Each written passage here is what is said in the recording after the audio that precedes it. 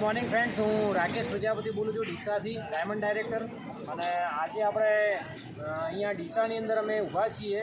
Ambika transport છે, જે પોતે કાંતિભાઈ જોશીની છે, અને પોતે એમને ક્રેટા ગાડીની અંદર એમને વેસ્ટીજ કંપનીનું નેનો એનર્જાઇઝર એમને નાખ્યું હતું. તો એમની જ જુબાનીની અંદર આપણે સાંભળીએ કે એમને જે ગાડીની અંદર નાખ્યું હતું વેસ્ટીજ નેનો એનર્જાઇઝર, એનાથી શું એમને રિઝલ્ટ મળ્યું છે.